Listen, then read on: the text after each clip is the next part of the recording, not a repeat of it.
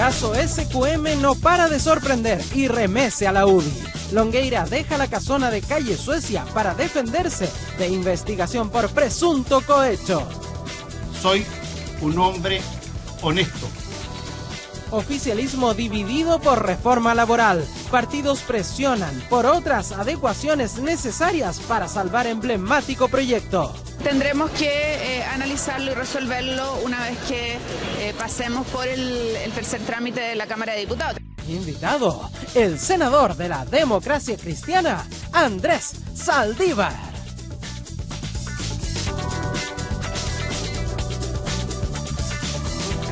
¿Qué tal? ¿Cómo están? Muy buenos días. De vuelta ya en este primer capítulo de esta nueva temporada de Estado Nacional con equipo completo después de unas reponedoras vacaciones, me imagino cómo están. Empiezo saludando por acá. Bárbara Figueroa, Eduardo Zafirio, Francisco Vidal, hola. Cecilia Pérez, Gonzalo Miller. Iron Man. Te vi que eras fanática de... y saliste con una cosa así. De Iron Maiden. Eso. No Iron Man. Son discos.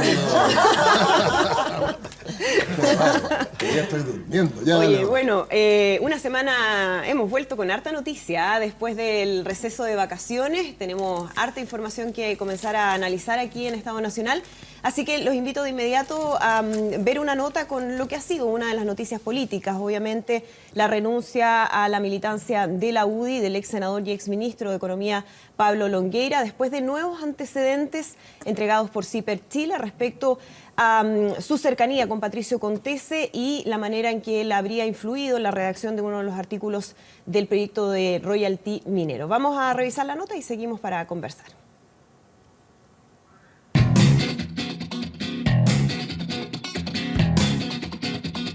Desde el interior de la UDI se palpita inminente llegada de Longueira. ¿Entró alguien?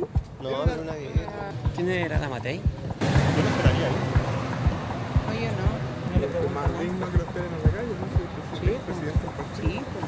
Por cierto, si es un expresidente del partido, pero cuestionado hoy por supuesto vínculo con el pago de 730 millones de pesos de Sokimich a más de 20 personas naturales y jurídicas ligadas a su figura. ¿Podría comentar, Pablo? ¿Va a renunciar a la UDI? Retumba la pregunta mientras su sector se deshace en juicios y debates.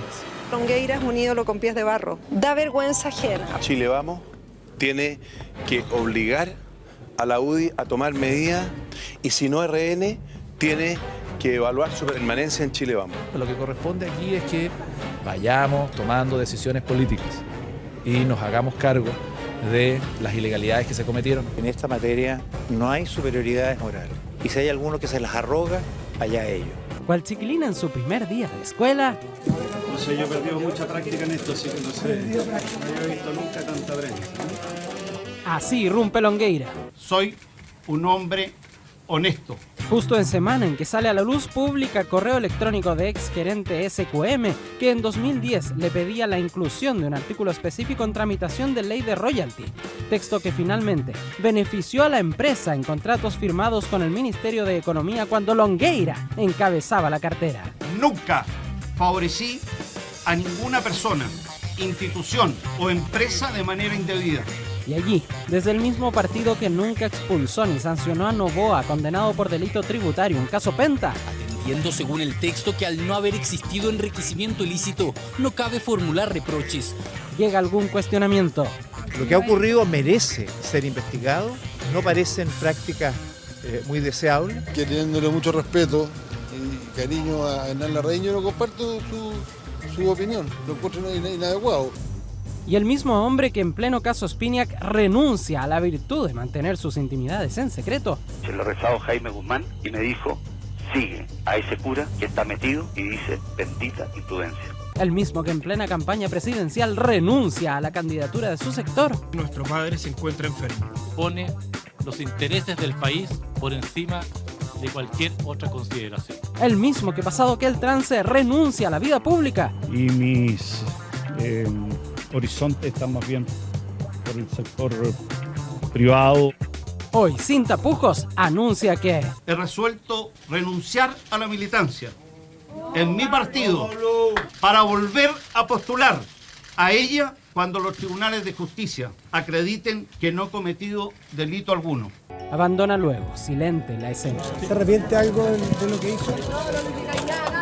Una decena de seguidores acompaña su postrero deambular por los pasillos. Uno esperaba algo distinto. No soy partidario de que si uno participa en un partido nos sienta como un apoyo incondicional de parte de él. Me da mucha pena porque partí con él y con Jaime. No se puede romper la vida de un político que se ha dedicado a su país. Y solo la voz de un Nobel gremialista se desprende unos segundos del apoyo enceguecido. Me enoja por los periodistas en el fondo que han usado esto por malas intenciones y han creado pruebas para culparlo. Gastón no se ha demostrado nada y no están en tribunales, por eso lo digo. Si llega a mostrarse verdad, yo me retiro, doy palabra, obviamente. Pero yo en este minuto confío en él. Bien, ahí veíamos parte importante entonces de lo que fue la declaración de Pablo Longueira al momento de presentar su renuncia a la militancia de la UDI, al menos temporalmente ha dicho hasta que con las herramientas que le entrega la justicia pueda demostrar su inocencia. Y veíamos también parte de las reacciones, lo que generó al interior del bloque de Chile Vamos, con algunas diferencias de postura ahí entre los presidentes de los partidos. Vamos a comenzar a analizar entonces lo que ocurre en este caso, una parte que tiene que ver con lo netamente judicial y esta investigación por cohecho que ya se está llevando a cabo y así lo confirmaba el fiscal Pablo Gómez. Y por otro, el lado, el tema político. Y me gustaría partir con Eduardo Zafirio justamente respecto a esto, Eduardo. Primero, si es que los antecedentes que conocimos a través de CIPER Chile son contundentes como para ya sacar conclusiones respecto a lo que sucedió con el desarrollo y la discusión de este proyecto de ley y también con esta decisión de Pablo Longueira de renunciar a la militancia del partido. A ver, yo sobre el tema penal vinculado eventualmente a la figura del cohecho preferiría no pronunciarme en este momento porque los antecedentes son insuficientes como para emitir un juicio definitivo. Sí quiero decir que me parece que la situación penal de Longueira puede ser menos compleja desde el punto de vista de su defensa que los antecedentes de Orpi. Ya hoy día vimos cómo en una entrevista viene el abogado señalando que aquí en el periodo que él ejerció cargos no habrían ingresado dineros a su cuenta corriente. Por lo tanto, siendo el asunto muy complejo también desde el punto de vista penal, me parece menos claro que la situación de Wagner y que la situación de Orpi desde el punto de vista penal. Sin embargo, desde el punto de vista político, yo quiero decir que este es un golpe durísimo para la UDI. Y en mi opinión eso explica, dadas las características de personalidad y la carrera política de Longueira, que su actitud haya sido distinta a la de Noboa. Longueira, a lo menos aquí está involucrado en una situación, como lo hizo hoy día un columnista de derecha, bastante antiestética. Aparece de amanuense, enviándole a la roulette, que le envía luego a Goldberg, ministro de Minería, una indicación de invariabilidad tributaria que extiende beneficio a Soquimich y que obviamente ha sido redactada por equipos jurídicos de la empresa con la finalidad de beneficiarse. Lo otro es pensar que Soquimich va a llevar adelante una indicación que la perjudique. Yo creo que Longueira, con el cual tengo una fosa desde prácticamente primero o segundo año de universidad, y hay intervenciones públicas mías muy duras contra Longueira mientras era diputado, sí tiene un elemento que en esta renuncia deja claro. Longueira ha sido un constructor de partidos, mientras el resto de la clase política en Chile básicamente se ha dedicado a destruir partidos durante estos 25 años atrás. Longueira ha sido un factor clave en la construcción de un partido. Y desde ese punto de vista, a mí me parece que él asume aquí o empieza a asumir la responsabilidad política por el enorme daño de imagen dado la situación en que él está involucrado, porque a lo menos hay 20 o más personas naturales y jurídicas vinculadas a Longueira que han recibido pago por 730 millones de pesos de esta misma empresa frente a la cual él aparece llevando adelante hacia el Ejecutivo, que era el único que podía presentar esta indicación, porque era iniciativa exclusiva, extendiendo la invariabilidad tributaria. Entonces, ¿qué diferencia veo yo con Noboa? Yo creo que Longueira le tiene más cariño a la UDI que Noboa, y ese punto lo quiero señalar. Pero este es un golpe durísimo a la UDI en 3 aspectos. Uno, echa por tierra definitivamente, si es que alguna duda quedaba, todo el famoso eslogan de la UDI popular, una vez más los grupos económicos con cifras millonarias. 2, Longueira es un referente sobre todo para generaciones jóvenes, ¿eh? Y esa frase de Lili Pérez, sea cierto o no, es una frase durísima. Y en tercer lugar, Longueira ha sido una persona clave en la UDI por 2 vías: la estrategia política y el carácter de recaudador oficial de fondos. Vamos a profundizar en eso, Eduardo. Quiero preguntarle a Gonzalo Miller si está de acuerdo respecto a lo que significa para la UDI la situación de Pablo Longueira en términos de el golpe para el partido. El mismo diputado José Antonio Kast decía que la UDI, como la conocemos, se acabó, que esto no da para más y que llegó la hora de que una nueva generación completa dé un paso al costado. Me gustaría saber si compartes esa visión y también de qué manera la renuncia de Pablo Longueira ayuda o no ayuda a esta situación. Yo creo que esto golpea durísimamente a la UDI es un hecho de la causa. O sea, independiente de que podamos entrar a debatir sobre en qué medida, en qué dimensión, y haciendo una diferencia que es obvia y natural entre lo político y lo judicial. En lo político la golpea y golpea a uno de los liderazgos más sentido. Hoy día leía, muchos apuntaban al corazón. Y en eso la actitud de Pablo Longueira, por lo menos para mí, sigue reflejando la actitud de una estatura distinta, de un liderazgo distinto, de una persona que está preocupada primero de no generarle daño a otros, sino de asumir su propia responsabilidad y también la capacidad de poder decir de frente al país una frase que por lo menos a mí me lo refleja muy bien, esto, que soy un hombre honesto. De eso está preocupado él. Dice, yo voy a dedicar mi energía a defender eso que para mí es esencial. Soy un hombre honesto y que va a demostrar su inocencia. Ahora en lo político, obvio, y me hago cargo de lo que dice José Antonio Kast, yo creo que el tema de la renovación respecto de la UDI no tiene que ver ni con este episodio de Longueira y no tiene que ver mucho con la situación general del partido. Es una necesidad del partido, sobre todo un partido que es mayoritario, de un partido que hasta ahora es el partido más grande de Chile y que por lo tanto requiere enfrentar el futuro de una manera distinta, haciéndose cargo de sus errores. ¿Pero se precipita esa necesidad de cambios a partir de una situación como esta? Yo creo que se refuerza, sin duda que se refuerza la necesidad de cambio y la necesidad de renovación. Pero tiene que ver con lo que para un partido debe ser siempre lo más importante, es cómo las personas que confían en él y le delegan la representación, que eso es lo que significa, ¿no es cierto?, un partido, que esperan y que necesitan de él. Y yo creo que en ambas dimensiones la UDI ha dado pasos en eso, pero todavía tiene que profundizar mucho más un cambio hacia el interior. Ahí Hernán Larraín ha jugado un rol clave, hay que reconocérselo, ha abierto la puerta a innumerables cambios hacia el interior en lo que tiene que ver con lo institucional y quizá también, y creo yo, y refuerzo esa tesis, la renovación también tiene que ir con un cambio en el discurso.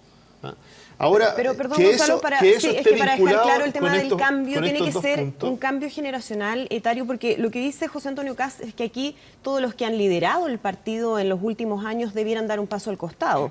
Y en eso parece que no hay absoluto acuerdo al interior de la UDI. Salió exactamente Juan Antonio Coloma, Patricio Melero, que consideran que no tiene que ver con un tema de edad. Yo creo que José Antonio Kast plantea lo que él ha venido empujando hace bastante tiempo. Y lo hace con frontalidad. No es algo que comparta la mayoría o que comparta yo en lo personal. Yo no creo y no quiero confundir que aquí la renovación pasa por el carnet de identidad. A veces, claro, es mucho más fácil que sea así, pero la renovación en términos de incorporar un discurso distinto que conecte con los cambios sociales que ha vivido el país, no necesariamente tiene que ver con un cambio en la edad, sino también un cambio en la actitud. Y en eso hay un par de puntos que para mí son esenciales. Uno, lo que tiene que ver con este tema, la UDI en enero del año pasado es el único partido hasta ahora que institucionalmente asume su responsabilidad política en lo que le corresponde, pide disculpas hacia el país y acto seguido se compromete con una agenda de cambio, que es la agenda que ha ido apoyando, una agenda en la cual se ha encontrado con el gobierno y que ha ido apoyando y votando a favor.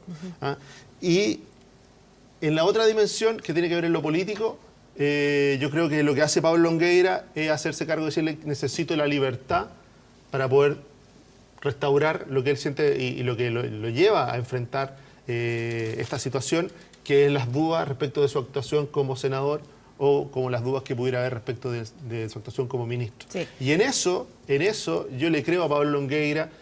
Cualquiera que lo conozca, yo lo conozco hace 28 años, no soy un amigo personal de él, pero lo conozco, lo he visto como dirigente político, lo he visto como conductor político, lo he visto como un hombre de Estado, y no tengo ninguna duda de que cualquier persona que tratara de establecer la tesis, ¿no es cierto?, la tesis de que un empresario, cualquier empresario podría haber tenido algún control respecto a Pablo Longueira, es no conocerlo, y es algo que se va a ir demostrando rápidamente. Quiero volver a lo que fue la declaración de Pablo Longueira al hacer el anuncio respecto a su renuncia al partido, Bárbara, y te quiero preguntar si es que finalmente la declaración es lo suficientemente clara y si finalmente se hace cargo del cuestionamiento que se está haciendo, que en el fondo él sirvió de una especie de vehículo entre Patricio Contese y el Congreso para poder ingresar un articulado en un proyecto de ley que era absolutamente relevante en beneficio justamente de SQM. ¿Queda claro eso o todavía no hay una explicación respecto a lo que sucedió?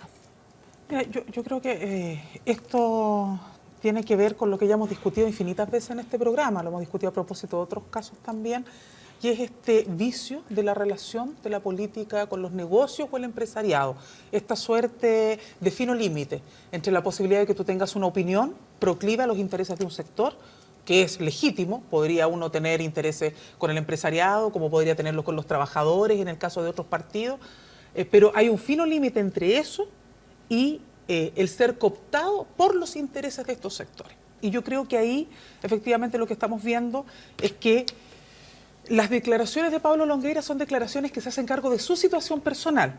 Yo creo que es un camino legítimo, es un camino posible, pero que se desliga de la responsabilidad institucional que eso tiene. Porque tú podrías hacer juicio respecto de lo valioso o, como señalaba propio Gonzalo, la valoración personal respecto de la honestidad o no de un sujeto X, en este caso Pablo Longueira. Pero lo grave aquí no es solamente eso. Lo grave aquí es que esto pudiera haber tenido implicancia en políticas de Estado. Esto tiene que ver con la posibilidad de que un gobierno, una autoridad, una institución política, finalmente esté subyugada a intereses que no son los intereses del bien común. Y yo creo que ahí se abre un peligro, y de eso no solo no se ha hecho cargo Pablo Longueira, sino que el propio gobierno de Sebastián Piñera. Porque las declaraciones del expresidente, si bien refuerzan que el valor de la ley y dan cuenta de que la ley era necesaria, no se hacen cargo de este otro problema, que es el problema político de fondo. Acá no tiene que ver, yo no comparto las declaraciones de algunos personeros de la UDI, por ejemplo, este problema generacional. Si esto no es un problema ni de marketing, de que mira, cambiamos el nombre del partido y con eso limpiamos las malas prácticas, ni es un problema de generaciones, porque si un partido está acostumbrado a vivir institucionalmente del financiamiento empresarial y con eso determinar sus acciones, eso no se resuelve porque hoy día no sean los sub 50, sino que sea la sub 30 la que se haga cargo. Yo creo que eso es siempre estar en el borde del problema. El problema de fondo sigue siendo el mismo. El problema de fondo es cómo logras, y por eso creo que ahí estamos hablando de un golpe político muy duro, no solo hacia la UDI, sino que hacia todo el debate que hemos hecho sobre probidad, transparencia, cómo logramos garantizarle a los chilenos y chilenas, a cualquier ciudadano de a pie, que ningún partido, ninguna posición política en este país va a estar no determinada, porque yo vuelvo a insistir, uno puede tener convicciones y coincidir con actores en esa convicción, pero lo que este país no resiste, y ha sido una política lamentablemente de los últimos 20 años, es este vínculo obsceno, perverso, entre política, el ejercicio de la política institucional, la construcción de leyes, la construcción de decretos, la posibilidad de proyección programática de los sectores, con este cubrir, resguardar intereses que no son intereses del bien común, sino que más bien son intereses particulares. Acá claramente lo que se hizo con la redacción de este párrafo fue beneficiar a SQM. No es un esfuerzo que haya tenido que ver con resguardar el bien común y por lo tanto traer la mayor cantidad de beneficios para el país o de recursos para el país en pos de la reconstrucción. Tuvo que ver con beneficiar a un sector. Y eso hoy día claramente es una práctica que tenemos que erradicar de la política, porque si no la erradicamos, no vamos a tener un problema ético, vamos a tener un problema de crisis institucional más profundo. Bárbara, mencionabas al expresidente Sebastián Piñera, quien efectivamente salió a entregar una declaración respecto a la manera en que se procesó, ¿no?, que se discutió, que se creó esta ley de royalty minero. Y quería preguntarte, Cecilia, si es que puede haber dudas respecto justamente a lo que fue el proceso legislativo, conociendo estos antecedentes. ¿Se puede cuestionar lo que sucedió con la ley de royalty minero? Hartas cosas, Andrea, y espero el espacio. Primero, ir dejando de lado prejuicios, que yo creo que toda esta crisis que ha existido de la política y el financiamiento de las empresas ha dado cuenta a la ciudadanía. La relación perversa, obscena que decía Bárbara, ha quedado absolutamente demostrado que no es una relación empresa-derecha, que es absolutamente transversal, que en el financiamiento de los partidos políticos en toda la gama del arco iris ha estado presente. De los únicos que no hay conocimiento del origen de su financiamiento es justamente el Partido Comunista, salvo cuando uno en la discusión del proyecto de financiamiento a los partidos políticos, cuando se le hace presente por parte del ministro Eizaguirre ante la oposición del presidente Tellier de justamente cómo se iba a dar cuenta de Eizaguirre le dice, bueno, pero ustedes son empresarios inmobiliarios. Y él le dice, no, somos meramente accionistas. Hay como una luz de cómo se pudiese financiar el Partido Comunista, no se conoce más. O sea, no el resto, si no, a la UDI. pero Sí pueden claro, ser accionistas, hay pero dudas con la universidad, sí. Entonces, lo que yo quiero establecer, Bárbara, que de lo único que no se conoce financiamiento es del Partido Comunista. Dicho eso, me voy a tu pregunta, donde yo también creo que hay que hacer una diferencia en lo que es el senador Pablo Longueira en su actuación y en la ley misma. Y voy a recogerlo del presidente Piñera, que sale a dar una conferencia, a diferencia de muchas autoridades de este país, inmediatamente para defender con convicción una ley que fue buena para Chile y para los chilenos. Viene el terremoto el 27 de febrero, se hace una reforma tributaria que se presenta en mayo, que se aprueba, no hacía el royalty, por lo tanto se diferencia y se sigue adelante con la reforma tributaria. Se presenta a finales de agosto, creo que fue el último día de agosto, el royalty minero, donde no solamente se le subía la tasa de un 4 o un 5% a las empresas mineras, sino que además, a diferencia del primer royalty del gobierno del presidente Lagos, que ahí Francisco puede profundizar más, la invariabilidad tributaria no fue en 12 años, sino que fue en 6 años. Sí. Cuando se dice que se financia a Soquimich, acá lo que se hizo fue hacerse cargo de una discriminación. En el royalty aprobado en el gobierno del presidente Lagos, solamente la invariabilidad eran para las empresas extranjeras. Lo que se recoge en el nuevo royalty fue que esta fuese también para las empresas chilenas, grandes mineras, no medianas ni pequeñas, grandes mineras. Pero Cecilia, eso no tiene que ver con las diferencias que habían en las condiciones que tenían unas empresas y otras, es decir, que las empresas extranjeras efectivamente no iban a tener variabilidad tributaria, se había hecho ese compromiso y una manera de compensarlo se es que por eso, les Andrea, entrega este beneficio. Si tú me permites, acá se ha hablado de que eventualmente se terminó beneficiando a Soquimich. El día viernes los invito a leer. En la Superintendencia de Valores y Seguros se da a conocer un hecho esencial, donde Soquimich reconoce que su tributación hacia el Estado se triplicó producto del royalty de la ley del gobierno del presidente Piñera, pasando de 27 millones de dólares a tributar 75 millones de dólares. Por lo tanto, lo que yo quiero decir acá, terminemos con los prejuicios. Aquí fue una ley que sirvió no solamente para financiar la reconstrucción, no solamente para apoyar las regiones mineras, sino que además permitió seguir estabilizando el crecimiento, generar empleo y aumentar la inversión. Dicho eso, en términos de la propia ley, con respecto al senador Pablo Longueira, las dudas que puedan originarse, y acá también se ha dado cuenta por parte de algunos panelistas, esto fue cuando Pablo Longueira era senador. Efectivamente, el ministro en ese minuto de las Express, Cristian Larroulet, recibe, como recibimos todos los que fuimos ministros en su minuto y nos tocaban tramitar leyes, antecedentes, datos, orientaciones, articulados incluso completos. A mí me tocó en el acuerdo de Vía en Pareja trabajar con móvil, trabajar con iguales e ir articulando en conjunto lo que pudiese ser el espíritu de la ley, incluso con redacción de artículos que después tenían que ser, por cierto, aprobados en el Parlamento. Perdón, ¿llegan los artículos redactados de lo que va a ser una ley? de parte de los grupos de interés? Muchas veces se conversan y en el proyecto se manifiestan y finalmente en el debate legislativo se enriquecen o se caen finalmente los proyectos. Es lo que hace la CUT, por ejemplo, en la reforma laboral. Yo no tengo ni una duda que Bárbara puede reconocer que en el trabajo prelegislativo, antes del ingreso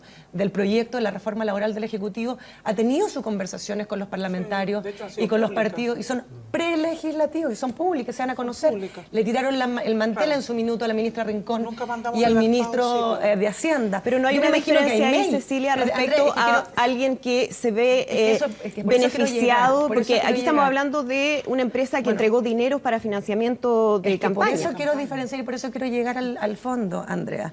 Lo que nosotros como gobierno recibimos, y en eso nos hacemos cargo, y el presidente dijo, yo me hago cargo y me hago responsable de una ley en que tengo convicción de que fue buena para Chile. No dijo que se enteró por la prensa, no dijo que se enteró por los asesores, sino que dio la cara y además muy convencido de que era una buena ley. Acá lo que sucede es que el ministro de la Ruleta en su minuto le hace llegar el senador Longueira una redacción de un artículo transitorio que si uno ve el artículo transitorio, el quinto, del royalty de Lagos con el cuarto de nuestra ley y con el que contenía la reforma de mayo que fue rechazada, no tiene mucha ciencia tampoco, no es una cosa que tenga que tener un trabajo técnico legislativo absolutamente original. Es bastante, si uno ve, la reacción son bastante parecidas. Nosotros no teníamos razón, no teníamos conocimiento de que el origen de ese mail, eventualmente en la redacción del artículo venía de la empresa Sokimich. Tanto es así que el ministro de la Ruleta, al reenviárselo al ministro de Minería, como corresponde, a los pocos minutos recibe otro mail del propio senador Pablo Longueira, proponiéndole reacciones también a la ley de royalty del senador Ricardo Lagos Weber. Y hace el mismo ejercicio, reenviárselo a la cartera origen del proyecto. Yendo a lo político con Pablo Longueira, yo creo que no solamente es un golpe duro en términos políticos para la UDI, yo creo que es un golpe duro para la centro-derecha y también es un golpe duro para la política en general. Por eso ha tenido los reconocimientos que ha tenido por José Miguel Insulza, exministro del Interior, actual agente de Chile en La Haya, por el mismo Francisco Vidal en este mismo espacio cuando se conocieron los primeros correos electrónicos. Y efectivamente a mí me parece, y en eso me quedo con Eduardo, en lo que es el tema penal, que lo diluciden los tribunales, en lo que es la parte formal no corresponden, y también yo lo señalé cuando se conocieron esos correos, no corresponde la forma y eventualmente el fondo de la relación entre un senador y una empresa de ninguna autoridad, por la dignidad del cargo, ni de él ni de nadie. Y finalmente yo creo que efectivamente esto, bueno, vuelvo a decir, es un golpe para toda la clase política. Yo creo que en la derecha hay 4 personas que han sido importantes después de la vuelta a la democracia. Andrés Alamán, por la política de los acuerdos. El presidente Piñera, sin duda, el más importante porque fue el primer presidente después de 60 años. Jaime Guzmán, por ser el único senador asesinado en democracia sin justicia. Y Pablo Longueira, por el sentido republicano que le permitió incluso tender la mano a la concertación cuando la corrupción venía desde el Estado. Francisco Vidal, quiero volver a lo que mencionaba Cecilia respecto a cómo se hace la tramitación de los proyectos de ley y la influencia que tienen los grupos de interés. Mencionaba el ejemplo de la CUT, obviamente la reforma laboral y en otras tantas, ¿no? Pero cuando hablamos de un grupo de interés que tiene, además, ya comprobado, entrega de dineros para financiamiento de campañas políticas, ¿de qué estamos hablando? Lo que dice la Cecilia tiene toda la razón. Llevo 8 años entre subsecretario y ministro. Este es un tema que tiene que ver con esta casa. En mi segunda pasada por La Moneda como vocero, me tocó, junto con René Cortázar, el tema de la televisión digital y televisión nacional. Bueno, Cortázar se juntaba y me contaba con las reuniones con Anatel, que es un grupo de interés. Te tocó recibir a Anatel. Obvio, pero 20 veces. O tú cuando, por ejemplo, hacías algo con respecto a la radiodifusión, inmediatamente me llamaba César Morfino, presidente de la Archi, o te digo al revés, o cuando queríamos colocar una nueva legislación para los empleados municipales, el que iba completo con 11 compadres ahí era hace mucho. Pero esa influencia llega a la redacción de artículos de los proyectos de ley. Tú escuchas.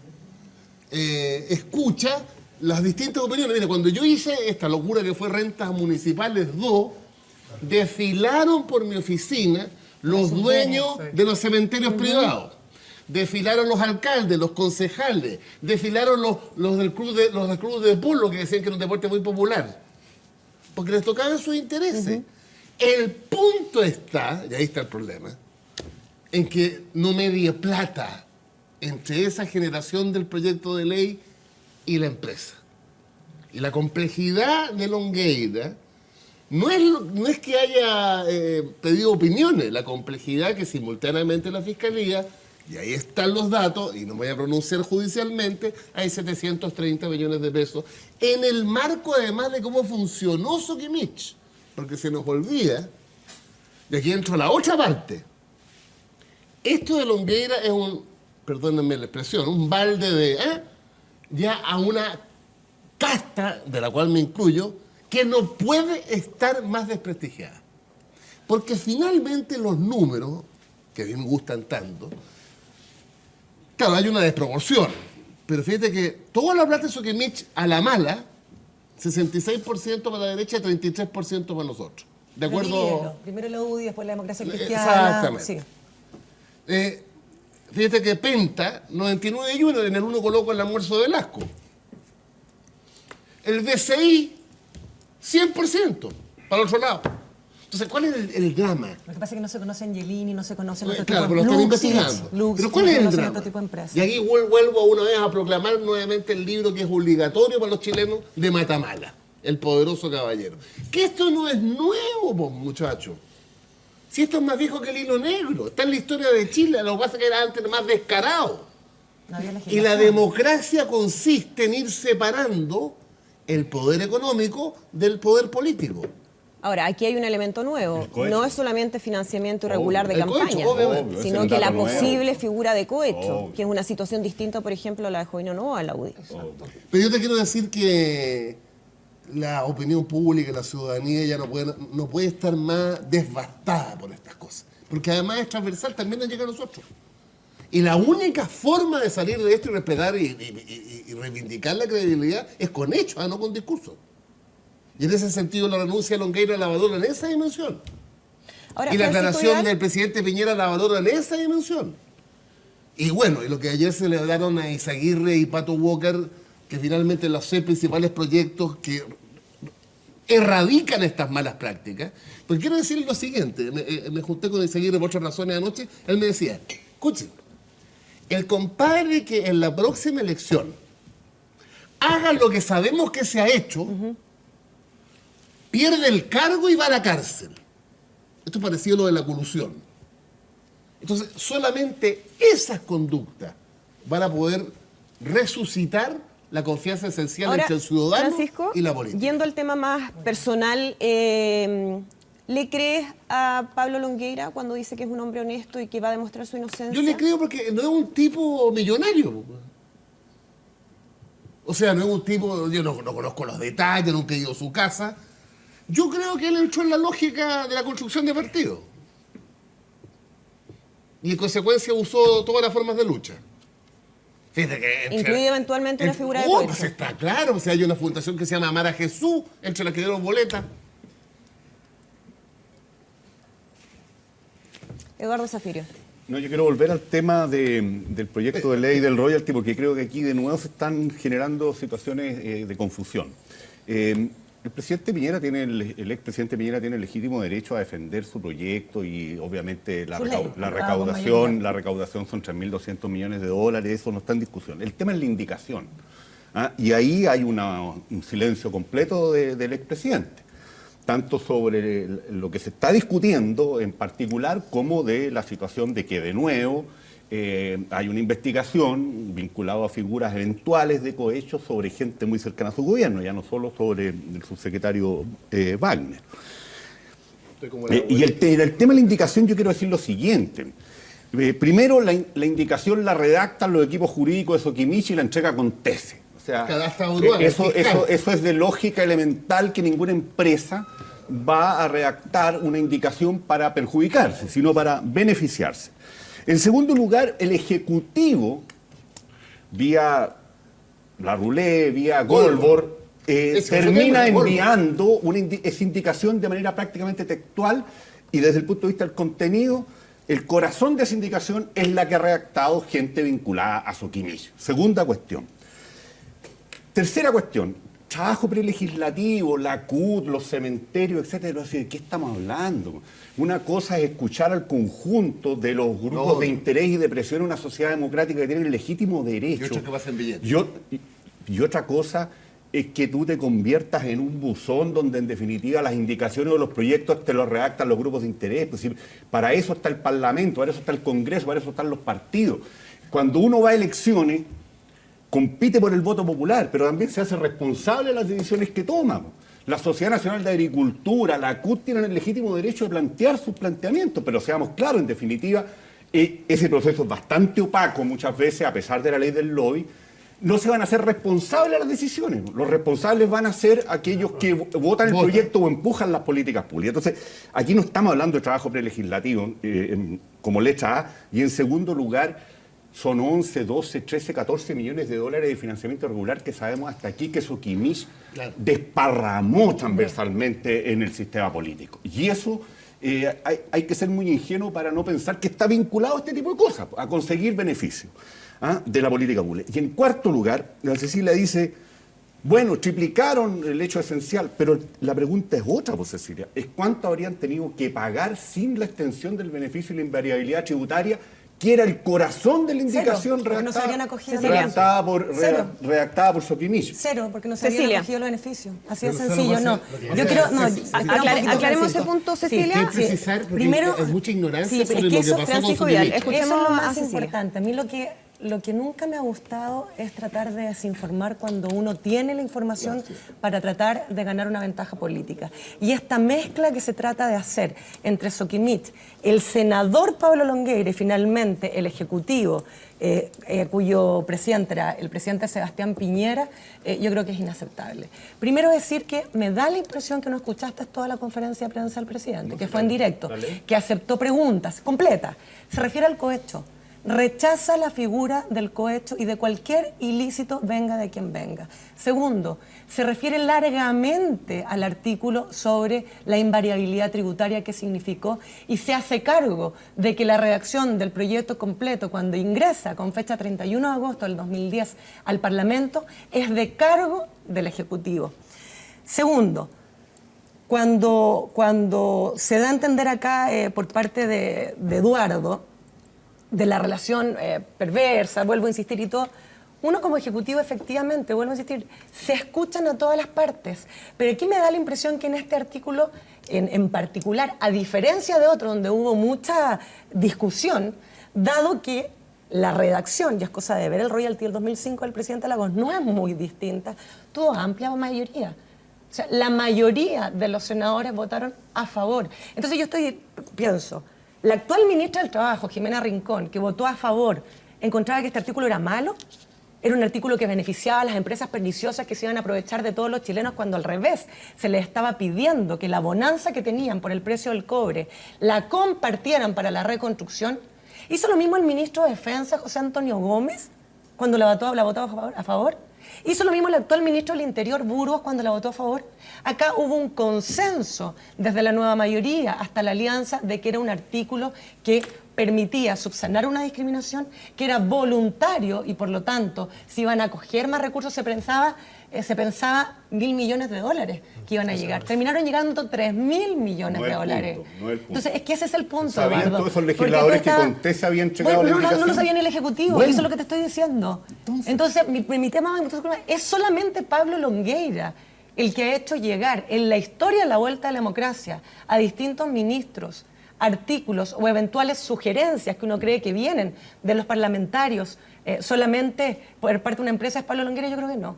Entonces, el tema es cuántos senadores, diputados llaman por teléfono, cuántos... O sea, hay un tema mucho más profundo que creerse los profetas de la moral. Ahí no debió haber transparentado Pablo Longueira que esto había sido recibido de parte de Patricio Contese. Absolutamente. Salvo que eso hubiera sido considerado un argumento de autoridad, ¿no? En términos de que cuando muchas veces todo lo que se recibe se va ingresando. Yo creo que aquí lo peor, y voy a recoger algo de lo que dijo Cecilia, porque me hace mucha fuerza, y recoger una parte también de lo que dice Eduardo, porque hay que hacerse cargo. ¿Ah? Aquí, dentro de lo que uno va y tiene que aprender, si de verdad queremos hablar de avanzar en credibilidad y en confianza, decirle, bueno, aquí cualquier autoridad que enfrente un cuestionamiento, lo que tiene que hacer es responder y transparentar. Quizás no le encontrarán la razón.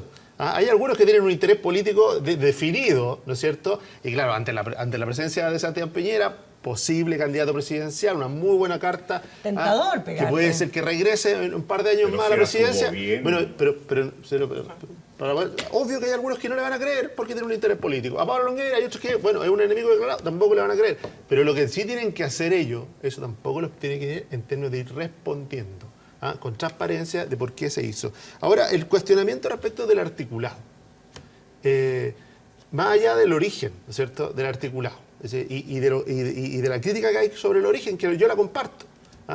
Ese articulado fue revisado en múltiples instancias y fue considerado que era positivo, porque si no, tendría que haber votado en contra o el propio gobierno haberlo desechado, porque había una redacción mejor, había una mejor forma de hacerlo, o los mismos senadores. Recordemos que en esta tramitación de este proyecto de ley había visiones enfrentadas, pues si ya se había rechazado ya se había caído este proyecto. Entonces, ya había un trabajo. No es casualidad, ¿no es cierto?, que desde el mundo de lo que era la concertación o nueva mayoría, venía también una alternativa a un proyecto. Venían indicaciones de las cosas. Esto es lo que nosotros consideramos mínimo para poder avanzar en este proyecto. Y cuando se habla de proyectos que apuntan hacia el bien común y no al interés particular, y tiene toda la razón Bárbara. Si este fuera un proyecto que hubiera beneficiado injustamente y en perjuicio del bien común a una empresa, te encuentro toda la razón. Pero a la luz de los hechos, no de las opiniones, de los hechos, este es un proyecto que aportó al bien común, que aportó en la reconstrucción y que incluso el artículo, como bien dice Eduardo, dice, es un artículo que es muy similar al mismo ocupado del 2005. ¿Por qué? Porque sobre todo en el caso de la minería, no es casualidad que hablemos de invariabilidad tributaria. Mira, ¿cuántas empresas estarían interesadas en tener invariabilidad tributaria? Pero solo para la minería, ¿producto de qué? De la historia. Decreto Ley 600, tenían este derecho. ¿Cómo hacemos que recaude más?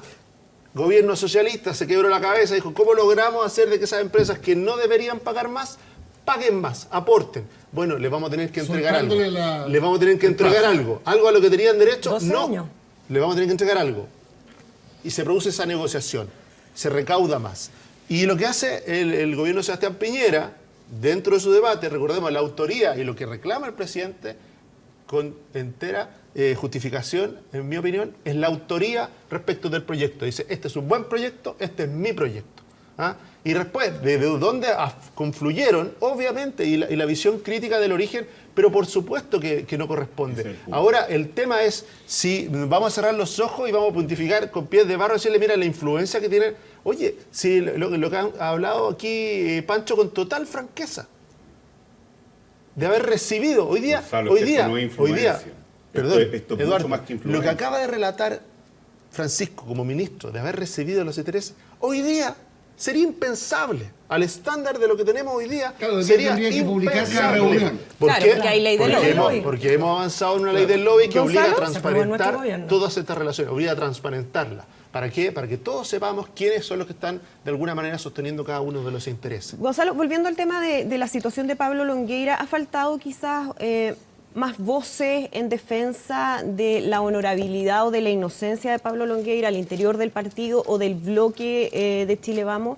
¿Ha faltado más voces que salgan en su defensa? Yo creo que respecto del partido, ¿o ha habido ahí timidez? Yo creo que hay una sola voz respecto de, no hay duda respecto de la honestidad de Pablo Longueira. Es lo que hace además con la renuncia, decirle, oye, no existe, no está transformando en una causa de la UDI este tema.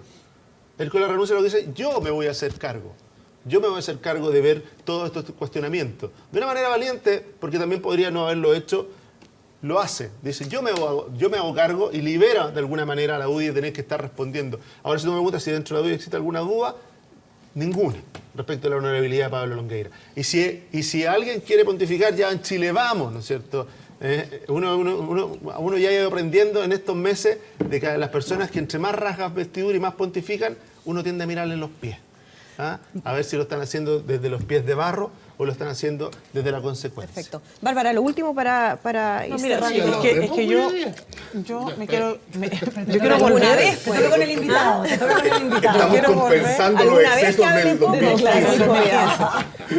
Mira, si esto muy breve porque yo creo que aquí hay que tener cuidado con el análisis. Estos análisis no los podemos hacer sobre la base solo de la coyuntura. No podemos hablar solo del proyecto que estamos discutiendo. Eso es un punto. Primero, porque post ley del royalty tenemos luego lo que pasó con la ley de pesca. Entonces, no supongamos que aquí estamos hablando de situaciones excepcionales y particulares que no tienen ningún impacto a futuro. Es una forma, una manera de ejercer el ejercicio de la política institucional que hizo crisis por estas prácticas. Ahora, yo en esto creo que hay que ser súper fino.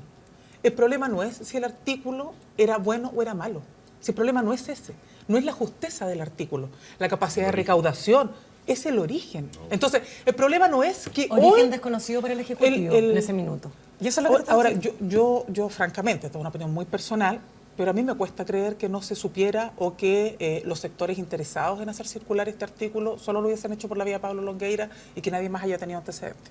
Tendría que haber sido absolutamente transversal. Pero es una, por eso digo, no es... Bárbara, con todo lo que se ha reflejado, porque se ha desnudado la privacidad de todos, yo lo digo, ya se habrían salido el resto de los correos. Yo lo digo porque me cuesta suponer que no haya habido más interés en influir en otros para dar cuenta del origen de esta... Transversalmente, tú dices por el financiamiento que les pagaban a todos. Me refiero, es que a mí no me gusta jugar a la política del empate, porque como yo no estoy en esa cosa chiquitita, porque como ustedes están a puertas de elecciones, andan pensando en eso, yo no, digamos, a mí en eso, un poquito como que no...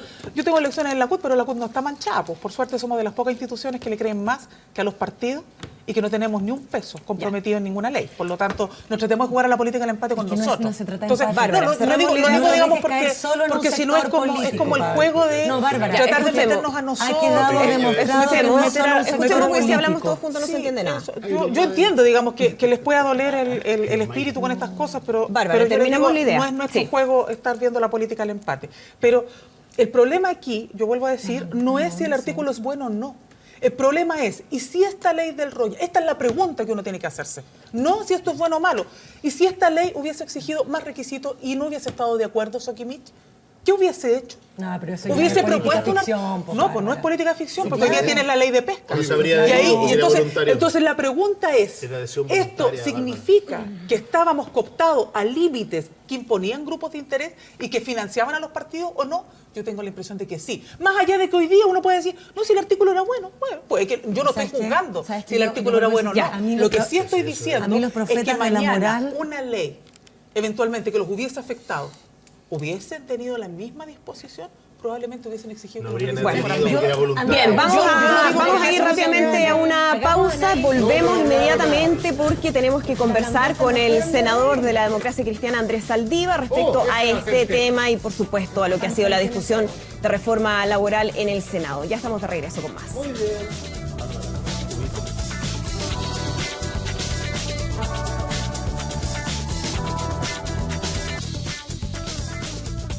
Patrimonial. Bien, ya estamos de regreso en Estado Nacional. Vamos a comenzar a conversar con nuestro invitado de este día domingo. Estamos con el senador de la Democracia Cristiana, Andrés Saldívar. Senador, ¿cómo está? Muchísimas gracias por acompañarnos. Muy buenos días. Muchas gracias. Antes de ir al tema de la reforma laboral, me gustaría preguntarle por lo que estábamos discutiendo en el primer bloque, que tiene que ver con la situación del ex senador y ex ministro Pablo Longueira. Me imagino que usted lo conoce desde hace mucho tiempo, que ha tenido cercanía con él. ¿Usted le cree cuando él dice que es inocente? Yo no puedo decir que le creo o no le creo. Un tema que él tendrá que demostrar lo que dice, ¿no es cierto?, es su tesis y su verdad. Y nosotros tenemos que escuchar cuáles son las explicaciones y las investigaciones que se hagan.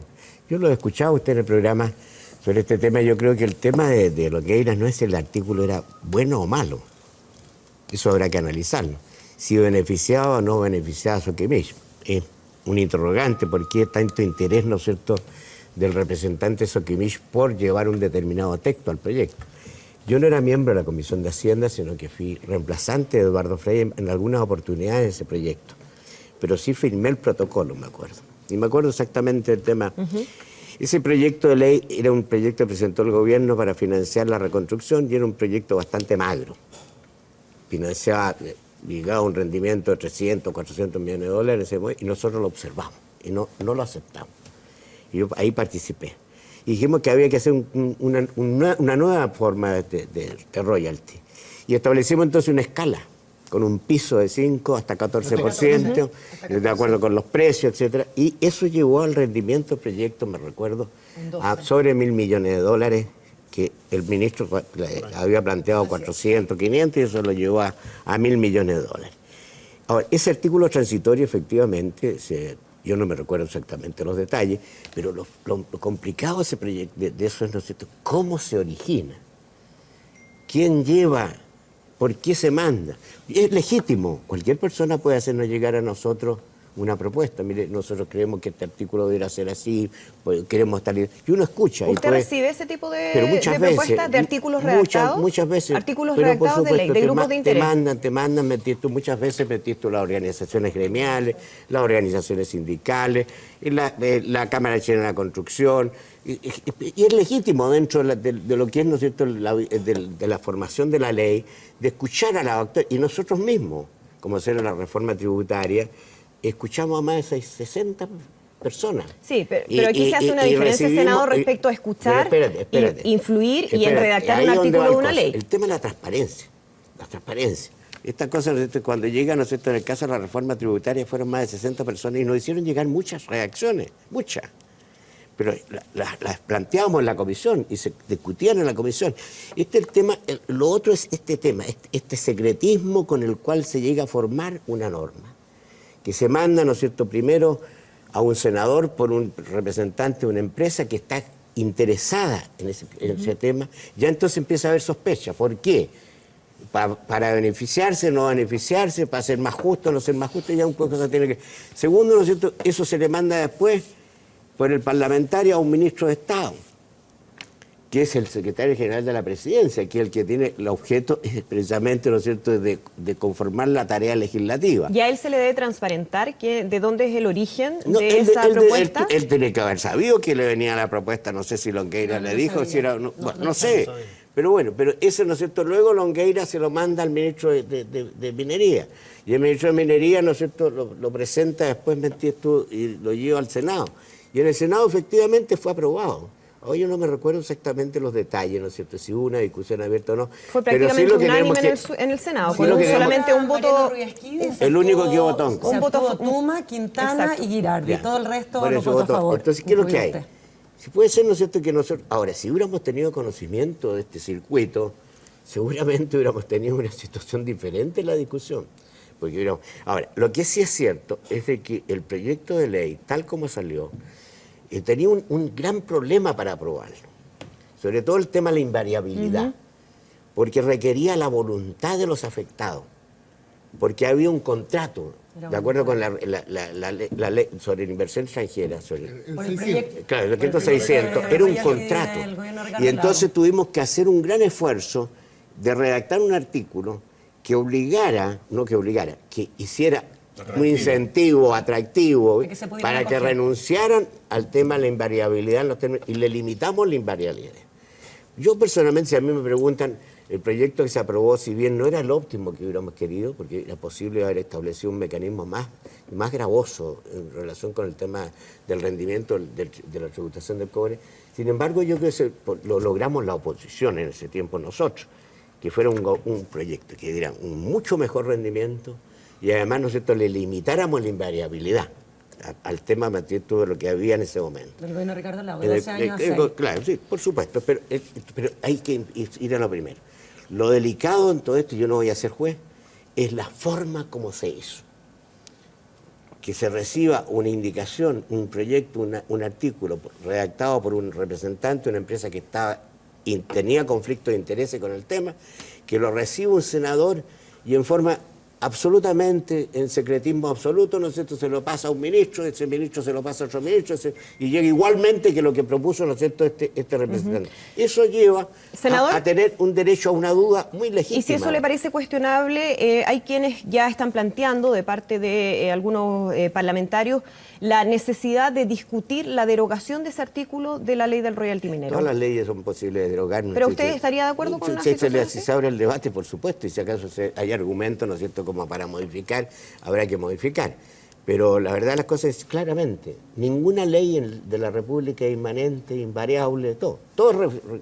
Para eso es la democracia. Pero se debe discutir en razón de su origen. Se lo pregunto porque también hay quienes plantean la necesidad de derogar la ley de pesca. Hay que verlo en razón de su origen y en razón de su objetivo. Si acaso, por supuesto, vamos a modificar ese artículo para bajar el royalty o disminuir el royalty, yo te diría evidentemente que no. Pero si es, ¿no es cierto?, para modificarlo porque se está dando un beneficio indebido, hay que rectificarlo.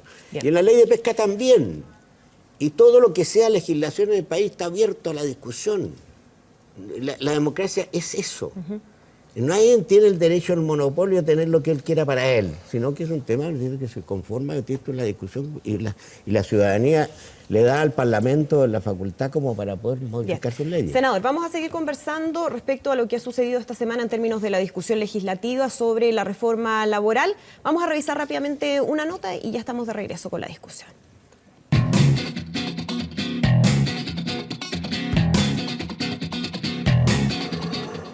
Era una extensa y normal votación en el Senado hasta que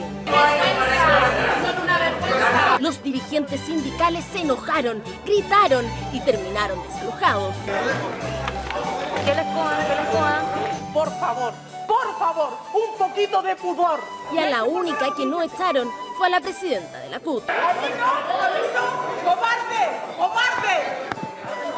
No, yo no me voy a quedar sola. ¿Pero por qué el enojo? Fue la actitud destemplada del presidente del Senado quien finalmente nos saca de la sala por tener discrepancias con algo que a todas luces es un vacío de la ley. No se podía seguir legislando y todos queríamos aprobar la reforma laboral y tuve que tomar la decisión como corresponde por el reglamento, ingrata, de desalojar.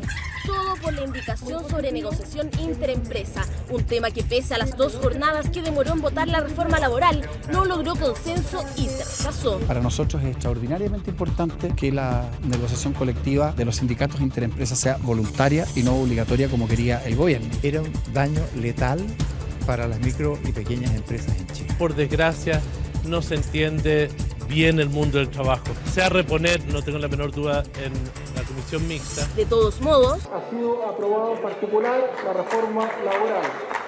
Hemos aprobado los ejes y las partes más importantes de este proyecto de ley. Aunque no sin discusión.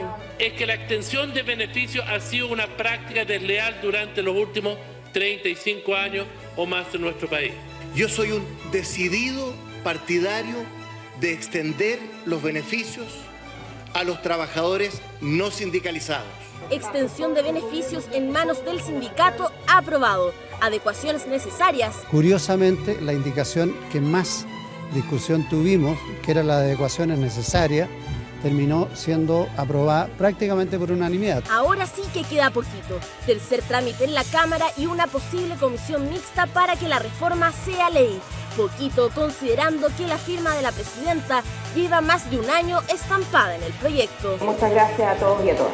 Muchas gracias a usted, ministro. Bien, ahí veíamos lo que sucedió esta semana en el Senado. Sabemos que viene la tramitación en la Cámara Baja, que todos ya dan por hecho que se llegaría a una comisión mixta. Quería preguntarle, senador Saldívar, con su voto y el de otros senadores de la Democracia Cristiana se rechazó la indicación de la negociación interempresa, que era una de las indicaciones presentadas por el gobierno. ¿No puede ser considerada eso una deslealtad de parte de ustedes como miembros o parte de la coalición oficialista? Por ningún motivo. Porque tenemos que ver, ¿no es cierto?, cuál es el origen de todo esto. Primera cosa, la negociación interempresas hoy día existe y es voluntaria. Lo que se estaba tratando de hacer y se está tratando de hacer es que sea obligatorio, sin discriminación. Nosotros llegamos a un acuerdo. No nosotros, primero, las pequeñas y microempresas llegaron a un acuerdo con el gobierno, con el ministro de Hacienda, con el ministro de Economía, y se hizo una conferencia de prensa en el Senado, con la participación del presidente de la Comisión del Trabajo, Juan Pablo Letelier, con senadores de la nueva mayoría, de todos los sectores. Yo no asistí a esa conferencia de prensa precisamente porque tenía la precaución de que sabía que iba a haberse producido el problema, que no veía cómo se iba a cumplir, no se iba a cumplir. Esa conferencia de prensa tomó el compromiso, en una de sus indicaciones que fue firmada por Eugenio Tuma como presidente de la Comisión PYME, en la cual yo también participé en esa indicación. Rabindranath Quintero también. Y me parece que Andrea Lamán, no sé qué otro más. Y nos comprometimos a que la negociación interempresa no se iba a aplicar a las pequeñas y microempresas, quedaban excluidas. Y eso fue el acuerdo. Y por eso cuando vino la discusión de este tema... Ese fue un acuerdo, perdón, senador, para dejarlo bien claro, con CONAPYME. Del gobierno, con la CONAPYME y con todos los senadores de la comisión que se llama microempresa. Y el ministro de Hacienda, y el ministro de Hacienda presente y el ministro de Economía presente. El presidente de la comisión, más aún después de un almuerzo, en el 15º piso, en la cual a mí también me invitaron y yo fui y ahí estaban todos los dirigentes y estaban todos los senadores. Ahora, perdón, senador, el hecho de que no haya estado ahí la ministra del Trabajo, Jimena Rincón, da cuenta de que efectivamente, como acusan algunos, hay distintas posiciones sobre la reforma laboral al interior del gabinete. Yo no quiero entrar en eso. A mí es que es un tema importante. Sí, pero a mí me interesa, a mí no me gusta, a mí me interesan las cosas que se saquen los proyectos de ley como corresponden y que ojalá no sean los mejores para el país, que protejan los derechos de cada las partes que corresponden. Entonces, esa es la razón. Y yo lo expliqué en la sala. Yo dije, yo no voy a votar a favor por esto, porque yo voy a cumplir mi palabra empeñada, como el gobierno también la empeñó. Es decir, hubo senadores... yo sé que la Central Única de Trabajadores no estaba de acuerdo con eso. Senador Saldívar, hubo senadores de la nueva mayoría, usted dice, no cumplieron el acuerdo con la CONAPYME respecto a este punto. Yo creo que sí, hay gente que no cumplió, ahora sus razones las tendrán. Yo personalmente asumo mi propia responsabilidad. Yo cuando asumo un compromiso, lo cumplo. Y cuando no lo vaya a cumplir, lo voy a explicar. Voy a decir, oye, voy a ir donde la persona... Mire, yo me siento en la imposibilidad. Luego, esto no es parte del programa de gobierno de la nueva mayoría. No está en ninguna parte. Nosotros aprobamos, y yo aprobé, todas las indicaciones del Ejecutivo de la reforma laboral. Todas. Salvo esta. Salvo esta, ¿por qué? Porque el gobierno tenía un acuerdo distinto. Y yo además me había comprometido a una cosa distinta. Y uno tiene que cumplir con sus compromisos. ¿Y por qué lo he hecho? Porque estoy absolutamente convencido que la negociación interempresa puede matar la pequeña y la microempresa. ¿Por qué, senador? Porque no es posible. Voy a llevar la cosa a la exageración. Supongamos que se permite la negociación interempresa y son empresas mineras. Una pequeña empresa minera y grandes empresas mineras. Chuquicamata, Coyahuasi y todo, da un bono término de conflicto de 7 millones de pesos. ¿Es posible que el pequeño en una negociación interempresa pueda tener las mismas cargas o responder a las mismas responsabilidades que el gran o pequeño? No es posible. Se terminaría destruyendo la pequeña, porque no es capaz.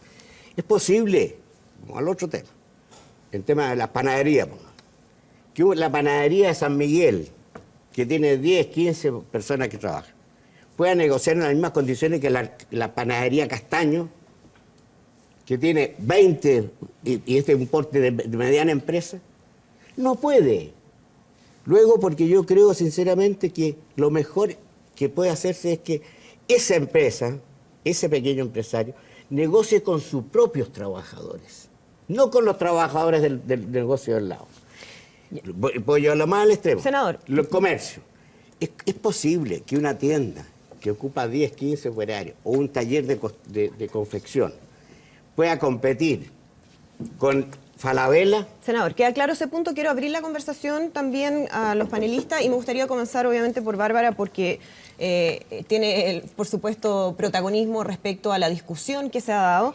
Y si podemos, Bárbara, contestar lo que dice el senador Saldívar respecto a los efectos que podría tener la indicación de negociación interempresa en las empresas más pequeñas. Nadie la va a desalojar, así que le echan el yo creo que lo primero que uno tiene que saludar es lo que dice el senador respecto de cumplir los compromisos. Yo creo que eso es clave. Lamentablemente vimos que hubo mucha tensión respecto de obtención de beneficios y ese era un compromiso del programa. Y ahí nosotros lo conversamos, senador, usted no tenía convicción de aprobar esa norma. Entonces, a mí me gusta que usted diga cuando hay compromiso con un sector se cumple, pero me complica cuando me dicen, cuando es con la CONAPYME sí, cuando es el programa de gobierno no. Entonces, yo sé que efectivamente usted terminó votando a favor, no con convicción, yo sé que usted no comparte este punto de extensión de beneficios, yo lo lamento, pero finalmente lo que logramos es que esto se aprobara. En algunos casos porque los votos estuvieron a disposición, en otros porque se abstuvieron. Y eso generó mayoría. Yo no voté precisamente por convicción. Para que lo tengamos claro. Su aprobación. Porque no es lo mismo decir yo lo apoyé cumpliendo con el programa de gobierno que decir yo me abstuve para que esta norma avanzara porque en realidad no creo en ella. Eso es. A mí me parece lamentable porque cuando uno defiende el cumplir compromisos, yo espero que sea una práctica general. Si yo establezco un compromiso con uno y mañana con otro, trato de cumplir con todos, no con aquellos que me parecen más convenientes. Entonces, yo ahí tengo un reparo, pero saludo que hoy día se diga hay que cumplir los compromisos. Ahora, es cierto que el tema del sindicato interempresa no estaba dentro del programa de gobierno, no está mencionado, cierto, pero está mencionado el convenio 87. Y el convenio 87 sobre libertad de asociatividad de empresarios y trabajadores. Yo nunca he visto a nadie que ponga ningún reparo, y me parecería, yo misma sería no partidaria de apoyar a quien me dijera, mire, en el caso de la CPC no vamos a permitir que se agrupen por ramas, como lo hacen ellos. Porque no creemos en el derecho de asociatividad. Sin embargo, en el caso nuestro, sí. No es la misma norma cuando se trata del empresariado que cuando se trata del mundo sindical. Entonces, claro, no está explícitamente mencionado el sindicato interempresa, pero el convenio 87 es claro en señalar que lo que deben garantizar los estados es el derecho a asociarse libremente, como los trabajadores o los empresarios estimen conveniente, ya sea a nivel, en el caso nuestro, como trabajadores, ya sea a nivel de empresa, a nivel de rama, a nivel de sector, que no es lo mismo que la rama, o a nivel de estructuras intermedias. Y por lo tanto, cuando el programa menciona convenio 87, de alguna manera ya está explicitado ahí que debe haber mayor apertura a la libertad asociativa. Bárbara, te insisto con la pregunta para dejar resuelto lo que decía el senador Saldívar, ¿no? Porque es bueno ir aclarando estas otras materias, porque si no nos quedamos en pero que es parte de lo que hemos dicho. Vamos a los ejemplos que daba el senador. Me permite un poco plantearte mi criterio sobre el primer tema, sobre la extensión de beneficios. Tú sabes que te lo dije. Cuando conversamos derechamente dije, yo no soy partidario. No soy partidario porque creo que va en contra incluso de la capacidad de fortalecer el movimiento sindical. Porque cuando y yo creo, sinceramente, y porque además creo en la libertad de asociación sindical.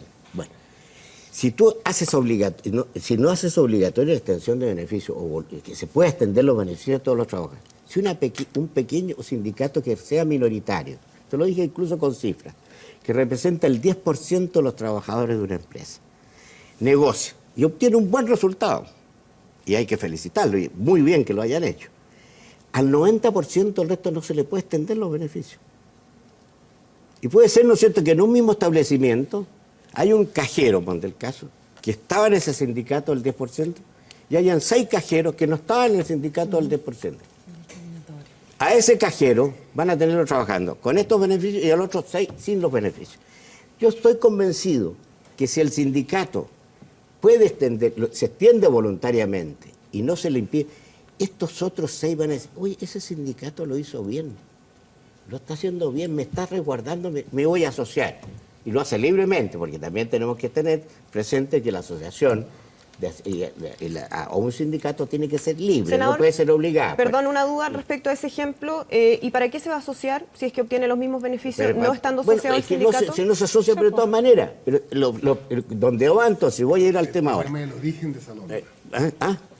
El problema es el origen. Terminemos el punto con el senador. Porque hay varios elementos. Vamos a la interempresa. Efectivamente, el convenio 87 establece la libertad de asociatividad, pero eso no tiene nada que ver con la libre empresa. Ninguna parte dice el convenio que hay obligatorio la negociación interempresa. En Europa y en todas partes donde se aplica el 87, en la OIT y en la OECD, no hay sindicatos interempresa porque están en otra cosa, porque tienen negociación ramal. Exacto. Y es otro tema. Entonces, pero vamos por eso. Entonces vamos derechamente. Discutamos en este país la negociación ramal. No, bienvenido. Bueno, yo soy partidario. Yo espero que lo aprueben. Nosotros lo discutamos. Ahora, yo soy representante del Senado ante la OECD. Conozco harto el tema. Por eso la gran mayoría de los países vienen de retorno de la negociación ramal. Y están yendo más a la negociación más directa entre empresarios y trabajadores. Sin perjuicio que se determina la libertad de hacerlo voluntariamente. Y aquí en Chile, hoy hay casos. No nos olvidemos, yo era ministro del presidente Frey. En ese tiempo, la Cámara Chilena de Construcción, me acuerdo, negociaba lo que se llamaba el tarifado de la construcción. Sí. Y lo hacía voluntariamente. Y los panaderos hacían lo mismo. Pero es un problema que nace metido en la propia estructura de las relaciones laborales. Pero donde no se puede hacer es la obligatoriedad. Te insisto, porque yo creo que es un error. Y cuando venga la negociación interempresa, yo voy a dar mi criterio. Si tú me preguntas hoy día a mí, yo no creo que sea bueno para una economía en los momentos que estamos, como está sucediendo hoy día. Anda a ver lo que está pasando en Francia, lo que está pasando en Alemania, lo que está pasando en Italia. Yo me recuerdo una conversación que tuve hace mucho tiempo con Kohl, con el presidente del gobierno alemán, que me decía, estamos con un problema gravísimo, con este problema de la negociación ramal. ¿Por qué? Me dijo. Porque estamos afectando a las pequeñas y microempresas. Porque en la negociación ramal, la carga que se puede poner a una gran empresa no es la misma que le puedes poner a una pequeña, a una mediana o una... Senador, pero a ver, pongamos orden con los temas porque la verdad es que lo de la negociación ramal ni siquiera está siendo discutido en esta oportunidad. Es el próximo gobierno nuestro la negociación. Francisco Vidal. Bueno, luego yo voy a hacer un punto después. sobre el tema de Francisco Vidal, aproveche su tiempo porque no va a hacer mucho. Oye, aquí hay varias cosas del debate que estamos presenciando. Primero, yo creo, Andrés, que ese acuerdo con APYME era tremendo, porque se nos ha olvidado que ese acuerdo hablaba de sindicato con 25. Es otro tema. No, ¿están en el acuerdo? Sí, pero se modificó y yo estaba de acuerdo con ellos. ¿Sabes por qué, Pancho? Porque, ¿sabes cuánta gente dejas afuera con un sindicato con 25? Pero aclaremos los puntos, porque no todos saben qué es el sindicato con 25.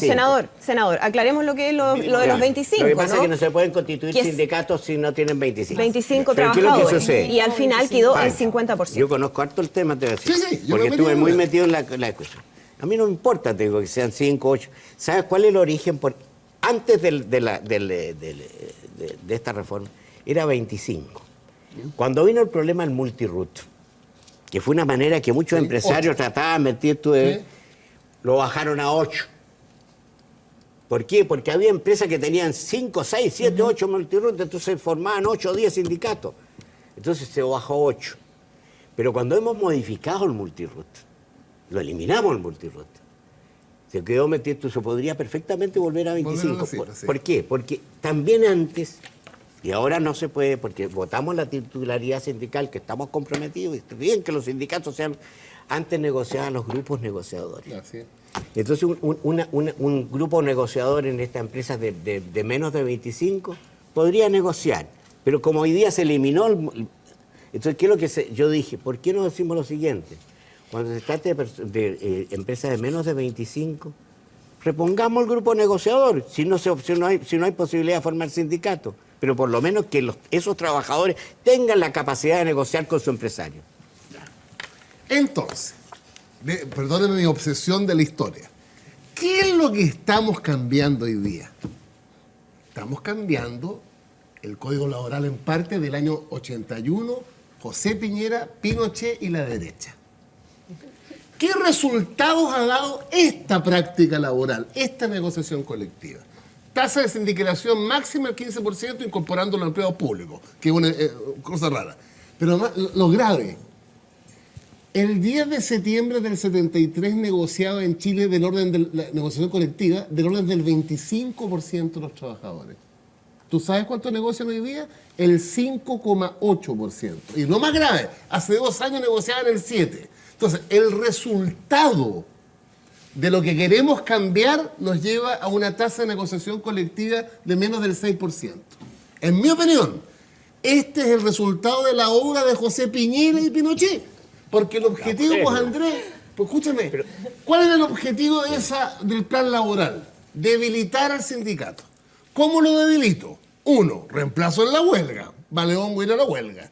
2, la extensión de los beneficios que iba a voluntad del patrón. Como decía la Andrea, ¿para qué me voy a meter el sindicato si recibo los mismos beneficios? En consecuencia, lo que estamos cambiando es donde se produjo el desbalance más brutal en la sociedad chilena, entre el factor capital y el factor trabajo. Advierto y prevengo, porque esta cosa pasa en piola, la derecha ya nos anunció. Las 2 cosas que tú votaste favorablemente las van a llevar al Tribunal Constitucional. La titularidad sindical y la extensión de beneficios. La derecha, que es minoría en el Parlamento, se va a un tribunal donde es mayoría. 6-4. Si me permite, desde ya. Lo confieso aquí. Una de las cosas que le dije al gobierno, mire, tenemos este problema. La derecha nos va a llevar al Tribunal Constitucional. Y lo dije en la sala, hay un riesgo de constitucionalidad. Lo queramos o no lo queramos. Yo no voy a ir al Tribunal Constitucional, ni voy a ir a defender la inconstitucionalidad, la titularidad sindical, ni la extensión de beneficios. Es un tema... Tenemos que ajustarnos a lo que hay, ¿no es cierto? Puede ser, y ojalá que no haya. Y yo personalmente dije, hagamos todo el esfuerzo para evitar que esos temas vayan al Tribunal Constitucional. Y propuse fórmulas. No lo voy a dar aquí porque propuse fórmulas. Mira, primero hagamos un sistema... Primera cosa, claramente, no solo el empresario que tiene que hacer la extensión de beneficios, sino que y lo obtuvimos en la norma, que eso sea una materia de la negociación colectiva. O sea, que ahí los trabajadores con el empresario determinen si extienden o no extienden el beneficio. Pero si hay una negativa del empresario o del trabajador, pongamos alguna manera en que la extensión se pueda producir, para evitar precisamente el tema que hablábamos antes, esta disparidad que puede producirse en las remuneraciones de uno y otro. Entonces le dije, mire, hagamos un tema de vacancia. Demos 90 días, 120 días. Hagamos un tema de vacancia. O hagamos algún mecanismo en la cual, ¿no es cierto?, los trabajadores, puedan... Y logré una cosa, que por lo menos aplicar el IPC. Senador, pero entonces usted ve como cierta la posibilidad de que haya elementos de anticonstitucional, inconstitucionales. Pero hay un riesgo cierto, porque conozco los informes jurídicos. Por supuesto, los abogados tienen diferentes, cuando uno encarga un informe en derecho, muchas veces, igual cuando uno se va a hacer un traje, la asesoría se lo hacen a la medida. Entonces no podría decir que los abogados, yo soy abogado, pero buscan la forma, ¿no sé? Entonces, ¿qué es lo que sucede aquí? Efectivamente, esto tiene un riesgo. Estoy absolutamente convencido que se va a ir al Tribunal Constitucional por la derecha. Y yo no era partidario de tener ese mismo riesgo que tuvimos, y también lo advertí en el tema de la reforma educacional. Dije, vamos a tener un riesgo en este tema. Evitémoslo. Bueno, y voté a favor porque yo soy metido en eso consecuente con mi gobierno. Pero senador, yo soy a mi obligación de representar.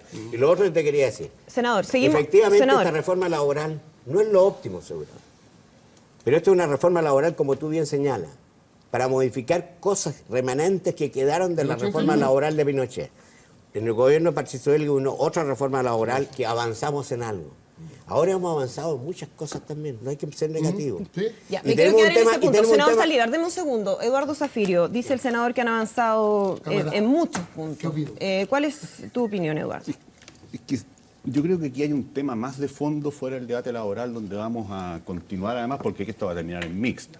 Y yo tengo dos puntos, y el segundo tema me interesa mucho, Andrea, porque se lo plantea Jorge Pizarro, presidente de la ADC, cuando vino a este programa, y en mi opinión no se explayó como creo yo que la pregunta justificaba. Pero mi primer tema es el siguiente, es que el ejemplo que pone el senador Saldívar no es bueno, a propósito de la extensión de beneficios, porque aquí de lo que se trata es que no se produzca el fenómeno conocido, digamos, en teoría de los juegos, como el polizón. O sea, si uno quiere fortalecer los sindicatos, no es razonable que gente que no está afiliada a ningún sindicato, en definitiva, viaje de pago después de que los sindicatos cumplen la tarea de negociación, que sus miembros cotizan, van a reuniones, etc. Entonces, el ejemplo no es bueno. Yo tiendo a coincidir con él de que la extensión debiera ser para aquellos que están sindicalizados, aunque haya varios sindicatos, pero el tema es la enorme masa atomizada que no quiere participar en el sindicato. Ahora, yo simplemente quiero poner una letra B aquí en el debate, porque hay que subir un poquito el nivel de nuestras discusiones. Miren, a la Bárbara yo le recomendé hace un año y medio atrás que leyera un libro, El precariado, de un sociólogo y economista, profesor de Cambridge, Guy Standings, que nos muestra el lado perverso de este mundo líquido que la alta burguesía celebra mientras viaja en business, digamos, entre país y país, que es la precarización del trabajo. Pero ahí no es un problema echarle la culpa a Reagan, a Thatcher, a Pinochet, digamos, a José Piñera. Es que el año 80 habían 800 millones de trabajadores en la economía capitalista de la época. Y después de los cambios obvios, digamos, de los 90 en adelante, hoy día hay 3.000. Es economía básica. Se produce ese aumento en la oferta, entre comillas, de trabajadores, se debilitan. Súmele la globalización, porque el capital se mueve apretando un botón y a los trabajadores vemos los problemas que se le ponen, y ahí está el fenómeno de la migración, que hoy día está viviendo incluso la democracia cristiana alemana. Entonces, hay que fortalecer el asociativismo, sobre todo desde las lógicas demócratas cristianas que se supone que valoran la comunidad, los vínculos voluntarios, en este caso propio de una sociedad democrática, y no jerárquicos ni autoritarios propios de sociedades tradicionales que afortunadamente hemos dejado atrás.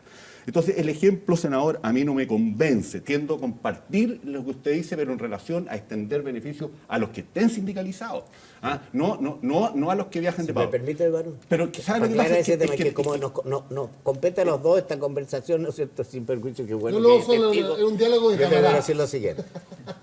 Estoy totalmente de acuerdo con lo que hay que hacer es fortalecer los sindicatos. Creo que tengo una tradición en ese sentido.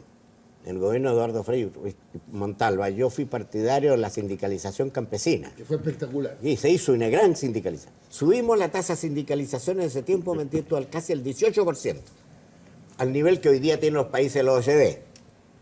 Chile es un país que tiene una muy baja tasa de sindicalización. Precisamente lo que te estoy diciendo respecto a la extensión de beneficios, lo creo al revés que tú. Porque si un sindicato que representa el 10% y el resto no está sindicalizado, logra esos beneficios, ¿por qué? ¿Qué va a hacer el otro 90%? Va a ser otro sindicato, pues. O va a ser dos sindicatos. Y va a negociar para lograr los mismos otros beneficios. Y vamos a atomizar Mientras que nosotros hicimos una indicación, que era la siguiente, que si el sindicato representaba el 50%, él tenía el derecho, bendito, a la extensión o no extensión. Una cosa automática. Porque yo creo que es la manera, lo que hay que tratar es de fortalecer los sindicatos, las organizaciones sindicales, no atomizarlas. Perdónenme, pero a mí la verdad es que este tema no es el que más me interesa preguntarle a usted, porque vamos a seguir en el debate. Voy al tema que le plantea Pizarro. Mire, 3 hechos.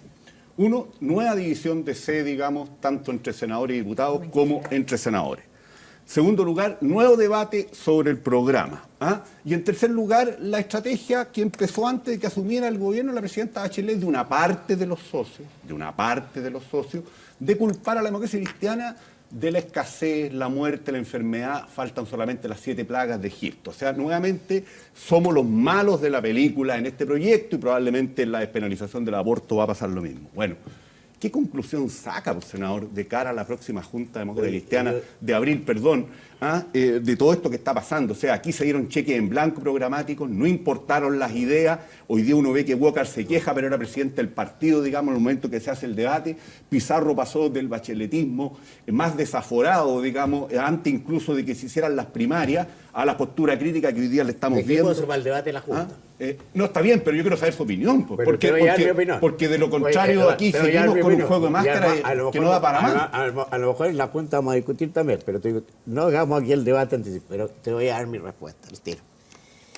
Respecto al tema del programa, la democracia cristiana tiene una cosa que tú te la puedo sacar.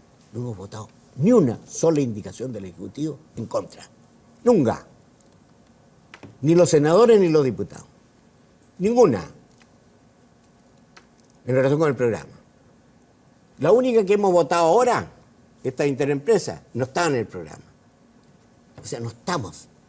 Ahora, el hecho de que tengamos diferencias no me preocupa. Porque es así nuestro partido. Es un partido democrático donde podemos tener divergencias y respetarnos las divergencias. Aunque sean divergencias, senador, tan profundas. No hay ninguna divergencia profunda. No, aquí. en el caso de despenalización del aborto, Eso, ¿no le parece que son profundas? No, porque usted dice no hay diferencias profundas. Ese es un tema de diferencias profundas. Bueno, yo quiero ver ahí cómo vamos a tener que afrontar como partido. Entonces, yo personalmente tengo una gran preocupación cómo hacerlo. ¿Por qué? Porque hay un acuerdo programático, no solamente del Congreso del partido, el último Congreso del partido, que en materia de aborto es muy clarito. Yo quiero ver cómo vamos a manejarnos. Entiendo el debate, entiendo la dificultad que hay, entiendo los problemas de conciencia que hay. Hay un acuerdo del Consejo Nacional del Partido de que le da libertad de acción a los parlamentarios. Del Consejo, unánime, ¿eh? No es parcial. Es un tema que lo vamos a tener que... al contrario, creo que la riqueza nuestra con la democracia cristiana es esa capacidad, por último, de tener diferencias y de resolverlas. Y que cada uno asuma sus propias responsabilidades. Pero te digo lo siguiente, y te lo digo con toda franqueza, se lo digo aquí a la gente que nos escucha, nos está viendo, la democracia cristiana no ha votado ninguna indicación del gobierno en contra. Ninguna. Gonzalo Cecilia. Enorme ante la opinión pública. Injustamente. Hay un problema ahí. Injustamente. Yo A lo solamente mejor no quiero estamos comunicando bien nuestras posiciones. Senador, solo quiero Escuchamos a complementar Cecilia. la pregunta de fondo, ¿verdad? Como no soy camarada, no voy a estar en la Junta, entonces a ver si la podemos aprovechar. Aclaremos de saber al tiro. acá. No me ayuda mucho, compadre. Y dice relación con lo que hoy día pasa en la nueva mayoría en la izquierda, para no seguir siempre con la derecha de Pancho, sino que en la izquierda, donde ha pasado justamente estos 2 años lo que dice Eduardo, que frente a cada discusión de proyectos que ha impulsado la presidenta Bachelet, me refiero a la ley de inclusión, a la ley de final lucro, copago, selección, a la ley de gratuidad, nos fuimos a la reforma tributaria en su minuto, hoy día es la reforma laboral y va a terminar siendo sin duda la despenalización del aborto. Dentro de la nueva mayoría, olvídese de la derecha, la oposición somos minoría, la democracia cristiana se le ha tildado, no solamente es desleal, como lo decías tú, Eduardo, sino que dentro de las discusiones incluso de descalificaciones como golpistas. ¿Cómo se toman eso al interior cuando usted dice, mire, nosotros hemos sido leales, hemos votado todo a favor, pero no es eso lo que se sabe, lo que se dice frente a los propios socios? Acá ni siquiera hemos levantado la voz nosotros en contra de la democracia cristiana para que parecieran ser hoy día los parias de la nueva mayoría. Mira, estamos acostumbrados muchas veces, nos golpean de la derecha, nos golpean de la extrema izquierda. Así, mira, yo he estado en juntas nacionales donde nos gritaban unos momios, otros comunistas. Mira, yo cuando era joven y estaba de novio, la familia de mi mujer era conservadora. También tuve la misma experiencia con Pancho. Y yo llegaba a los lugares donde me tocaba convivir. Yo era comunista. El padre Hurtado era comunista. O sea, a mí no, mira, esas cosas mira, son cosas que no tienen... A mí mi problema es mi convicción de que estoy haciendo las cosas, corresponde de acuerdo con mi convicción, de mis valores. Ahora que me digo que estoy más a la izquierda, que estoy más... El Partido Demócrata Cristiano es un partido que tiene gente que va del centro a la izquierda y tiene un componente plural. Y eso es su riqueza. Y tenemos dirigentes del mundo sindical, tenemos gente del mundo emprendedor, tenemos el mundo profesional. Y esa es nuestra razón de ser. No somos un partido clasista en un sentido o en otro. Entonces, yo personalmente, que me digan una cosa. Lo único que te puedo decir es que yo tengo la absoluta convicción que la democracia cristiana ha sido leal con sus convicciones, ha estado jugada siempre por la democracia. Hemos luchado contra todo tipo de dictaduras. Cuando fui presidente de la Internacional Democrática Cristiana me pasé por el mundo condenando las dictaduras, las de Marcos, las de Pinochet acá, o las de Centroamérica, o las que fueran, donde fueran. Hemos sido siempre, yo he sido una convicción demócrata. Puede ser que me califique en un sentido o en otro, que estoy más a la derecha, menos a la derecha, eso no importa nada. A mí lo que me interesa es saberme que estoy haciendo bien, de acuerdo con mis propias convicciones y de acuerdo con mi partido. Senador, Gonzalo Miller tiene algo que preguntarle. Al final, y yo escucho su opinión, pero la gente no está mirando este programa, si no es casualidad que lo haya sentado a este lado, parece, porque usted ha recibido... No, porque está al lado de la derecha, porque el senador en eso ha sido muy claro, no ha votado nunca con nosotros. Nunca. ¿No? Sí, en eso yo me hago caro. Sino que usted siente de dónde vienen las piedras. ¿Ah? Usted está de dónde han venido las recriminaciones, de dónde han venido los cuestionamientos, de dónde han venido incluso las descalificaciones. Pero y por defender su posición, a mí me parece que si uno tiene que aprender algo del nuevo, de lo que queremos que sea el nuevo sistema político, y yo prefiero 100 veces, ¿no es cierto?, una persona como el senador Saldívar que diga lo que piensa y esté dispuesto a votar en conciencia, más allá de que sea popular o impopular, o que se someta a los gritos, que se someta. Independientemente de que yo no esté de acuerdo en las cosas que él ha votado. Pero resulta que no es un problema personal del senador Saldívar. Resulta que hoy día leíamos al presidente del Senado reclamando lo mismo. Siente que las piedras vienen de donde mismo. Dice, y aquí hay un punto que menciona Eduardo con razón, dice que aquí parece que esto se firmaron cheque en blanco, hubo liviandad en correr detrás de Bachelet y resulta que hoy día se le están cobrando, ir detrás de ella parece que no era gratis. Ignacio Walker Patricio Walker de una manera brutal, en mi opinión, de una manera brutal, lo que dice: yo no fui candidato junto a Bachelet, así que a mí no me cobran ni un solo voto de los que me hicieron a mí senador, porque él compitió el 2009 y no el 2013. Yo lo encuentro brutal porque supone que él adhirió. Me imagino que el senador Walker cumplió con su rol de haber hecho campaña, pero dice: como los votos no eran para mí, me siento liberado. Pero lo que refleja eso es más que ya una incomodidad. Perdona, pero Patricio reacciona frente a aquella gente que dice que le debe el cargo a Michelle Bachelet en circunstancias me imagino que en circunstancias que fue 4 años electo. Y tiene toda la razón. Evidente. Y no solo frente a eso. Porque aquí no se pesan las palabras, cualquiera te imputa incluso calumnia. Y por eso, en lo que me estoy haciendo cargo, respecto de que no es una situación personal, hay un sector relevante, no me atrevería a decir la democracia cristiana, pero hay un sector relevante de la democracia cristiana que ha sufrido los costos de estar en el gobierno. Oye, mira, sufrido los costos, y eso lo va a cerrar en eso, senador, decirle que cuando uno mira ahora el Ministerio del Interior, que no es muy distinto, decíamos, bueno, serán los senadores los que tienen un problema, y cuando yo miro el Ministerio del Interior y lo que se dice del Ministerio del Interior desde el interior de la propia moneda, debilitando y minando su autoridad, cuestionándolo, lo que vimos, ¿cómo partió marzo? Del ministro Burgo, dice Gonzalo. Marzo partió, el ministro de la Democracia Cristiana partió con el cuestionamiento de ver si se va o no se va el ministro. ¿Me permite un poquitito? Entonces, y la pregunta para usted, senador, y la pregunta para usted, es decirle, bueno, si esto no es una situación personal, si esto no es un tema de los senadores de la Democracia Cristiana, sino que es en qué grado y qué responsabilidad tiene, porque en el juego democrático, y hay un punto respecto de la honestidad que tuvo, hacer campaña y guardar diferencia en silencio respecto de puntos sustantivos que hoy día es legítimo que se manifiesten. Oye, mire, primera cosa, respecto al que si fue la campaña o no campaña, los que fueron candidatos, los que estaban ahí no son parte de un regimiento. Nosotros no tenemos una concepción mentista de regimiento. Somos claritos, tenemos la capacidad de discrepar, incluso dentro de la no mayoría tenemos diversidad. Oye, si yo no soy comunista, soy demócrata cristiano, yo no le puedo pedir al comunista que sea demócrata cristiano. Tenemos diferencias. No puedo pedirle a Pancho que piensen todo lo mismo que yo, Eduardo, incluso en mi propio partido. Eso es la riqueza de la democracia. Ahora, este asunto que lo que está pasando con nosotros, yo le digo que tengan cuidado lo que les pasa por casa. Porque yo he escuchado, con esto en motivo de Longueira, meter cosas entre ustedes, que yo mismo nunca le he escuchado entre nosotros. Mira, eso es un tema que es propio de cada uno de los grupos humanos, cómo se tratan entre sí. Ahora, dentro del metito del gobierno hay diferencias. Y lo importante es procesar esas diferencias. Tenemos un marco de acción que es el programa de gobierno. Ahí tenemos que explicarnos. Y ahí tenemos que ver cómo... si hay interpretaciones, se resuelven. La presidenta de la República tiene una voz muy importante porque ella es la jefa de gobierno. Uno tiene que ser leal a su gestión. Yo creo y espero que el gobierno, y por eso me juego, que el gobierno de la presidenta Bachelet tenga el mejor de los éxitos, porque creo que es la manera también de proyectar este gobierno y nuestra alianza más allá. ¿Qué falla, porque el país necesita... Fallamos muchas veces porque tenemos problemas humanos entre nosotros mismos y de repente se nos va la lengua. Y te voy a decir una cosa, yo te voy a decir, y se le va la lengua a ustedes con sus propios socios y se nos va la lengua entre nosotros también. Y lo que te quiero decir es lo siguiente, y yo te lo decía, eso lo aprendí de Frei Padre, que para mí fue un mentor en ese sentido. Yo me acuerdo cuando me decía, mira Andrés, es preferible ponerse una vez colorado que 100 amarillo. Es cierto, yo prefiero ponerme una vez colorado, 100 amarillo, que pueden andar dando 20.000 explicaciones por qué fue.